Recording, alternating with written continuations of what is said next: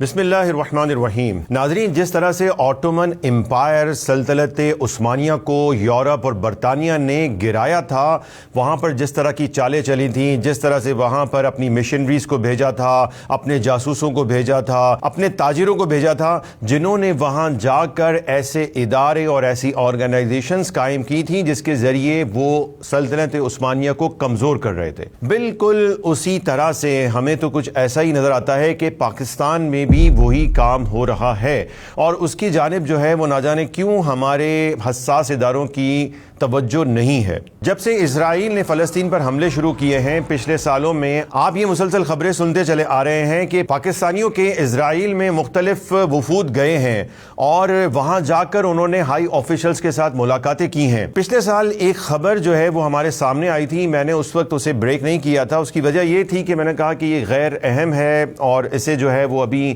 چلا کر جو ہے وہ شاید کوئی پینک کریٹ ہو سکتا ہے، لیکن ابھی یہ علینا علی کی جو پچھلے دنوں ایک خبر چلی کہ وہ ایک اور وفد لے کر دوبارہ گئی ہیں، اور یہ مسلسل یہ وفد جو ہے وہ جا رہے ہیں، تو پھر میں نے سوچا کہ چلیں ابھی ایک اور نیوز بھی جو آئی کہ امریکن جوئش کانگریس نے کہا کہ پاکستان نے اپنے بیانیے کو تبدیل کیا ہے اور ابراہیم اکارڈ کے مطابق کچھ وہ کرنے جا رہے ہیں۔ تو اب یہ خبر سچی ہے جھوٹی ہے یہ تو ہمارے ادارے اور ہماری حکومت ہی بتا سکتی ہے، لیکن یہ جو بات میں آپ کو بتا رہا ہوں یہ بالکل سچی ہے، اور آپ یہ سن کر حیران اور پریشان ہو سکتے ہیں۔ ہم بار بار یہ بتاتے رہتے ہیں کہ بیرونی ممالک کی فنڈنگ کے اوپر پاکستان میں موجود ایسے بہت سارے کردار ہیں جو ان کے منصوبے اور ایجنڈے کو لے کر چل رہے ہیں۔ شاید کہ بہت سارے لوگ یہ سوچتے ہوں گے کہ یار یہ ایسی ہی باتیں ہیں۔ آئیے میں ذرا آپ کو ایک تصویر ان صاحب کی دکھاتا ہوں جنہیں آپ نہیں جانتے ہیں، اور پاکستان میں انہیں شاید عام لوگوں میں کوئی بھی نہیں جانتا ہوگا، لیکن ہمارا مقتدر حلقہ، ہمارے سفارتکار اور بیرونی ممالک کے جو سفارت خانے پاکستان میں ہیں، اس کے جو ایمبیسڈرز ان کے ہوتے ہیں، وہ ضرور ان کو جانتے ہیں۔ جی ان کو امریکہ بھی بہت اچھے طریقے سے جانتا ہے، نہیں صرف جانتا نہیں ہے بلکہ ان کی خدمات کو مانتا بھی ہے، اور صرف امریکہ نہیں بلکہ اسرائیل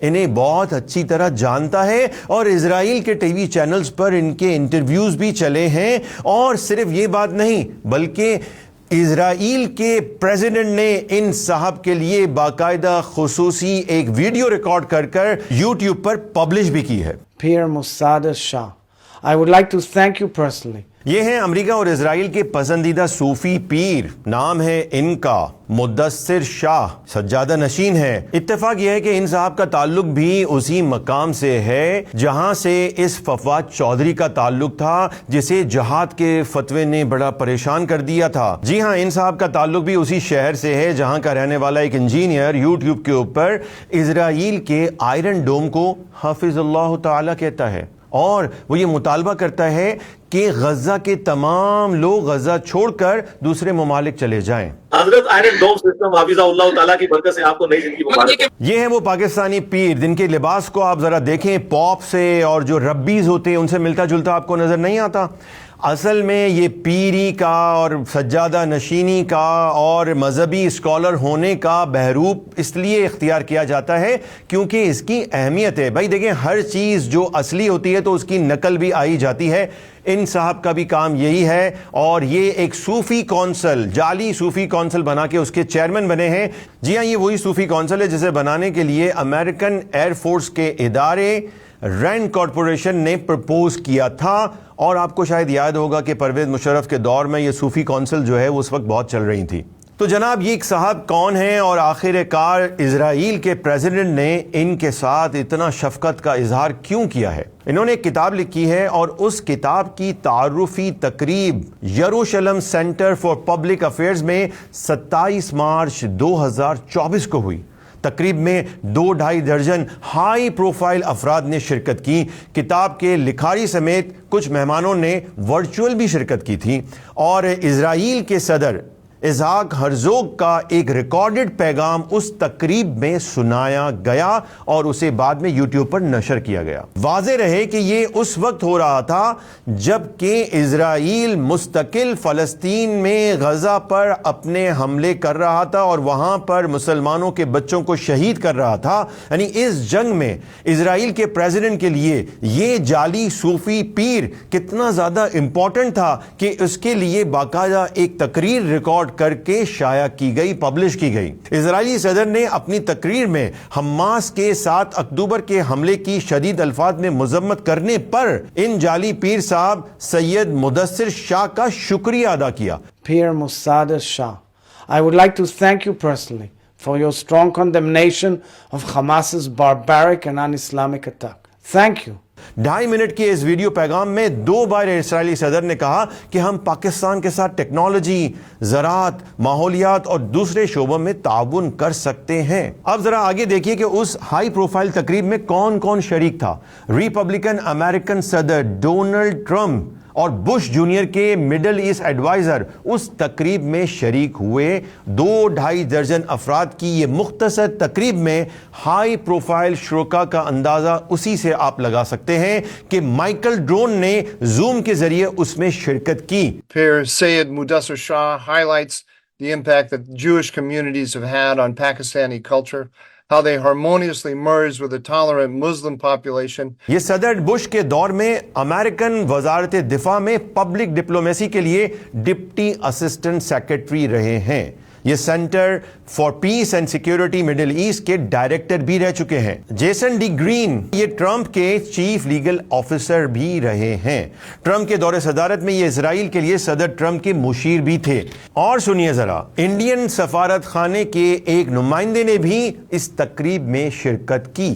I'm very thankful, and especially to the Jerusalem Center for Public Advocacy, its all team members, family members who are there to celebrate this book.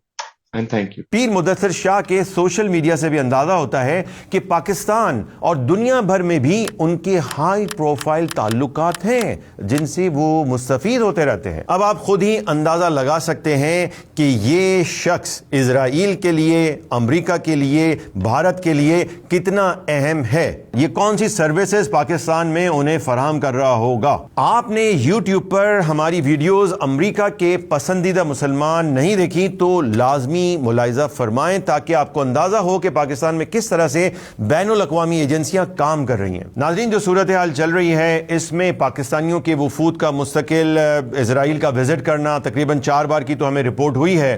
اس کے علاوہ امریکن جوئش کونسل کی جانب سے آنے والا مضمون اور یہ جو آج میں نے آپ کے سامنے خبر رکھی ہے، کہیں ایسا تو نہیں ہے کہ یہ نارملائزیشن کا جو کام چل رہا ہے اور ابراہم اکارڈ جسے UAE نے اور دیگر ممالک نے ایکسیپٹ کیا ہے اور وہاں پر اپنا کام شروع کر دیا ہے، کہیں ایسا تو نہیں ہے کہ ہم بانی پاکستان قائد اعظم محمد علی جناح کے نظریے کے مخالف اسی جانب تو نہیں جا رہے۔ اس لیے ہم درخواست کریں گے اپنے حساس اداروں سے کہ جناب NGOs جو فورن فنڈڈ ہیں اور پاکستان میں بیرونی ایجنڈوں پر کام کر رہی ہیں ان پر نظر رکھیں اور خاص طور پر ایسے افراد کو دیکھیں کہ وہ یہاں پر کیا کام کر رہے ہیں۔ یہ صرف ایک مدثر شاہ ہی نہیں ہے بلکہ پاکستان میں اب بہت سارے ایسے لوگ موجود ہیں جو مغرب کی طاقت، ٹیکنالوجی سے اتنا زیادہ مرعوب ہو چکے ہیں کہ انہوں نے اپنے ایمان اور عقیدے پر بھی کمپرومائز کر لیا ہے، اور ان لوگوں کو بیرونی طاقتیں اپنی مدد فراہم کرتی ہیں اور ان کو فنڈ بھی کر رہی ہوتی ہیں۔ یہ لوگ آپ کو پاکستان کی ایلیٹ کلاس میں، اکیڈمیا میں، پالیٹیشنز میں، عدلیہ میں، بیوروکریٹس میں، میڈیا انڈسٹری میں، ہر جگہ پر نظر آئیں گے، اور ساتھ ہی یہ مذہبی لبادے میں بھی، اسلامک اسکالرز کے روپ میں بھی نظر آئیں گے۔ تو ان سے کبھی بھی دھوکہ مت کھائیں۔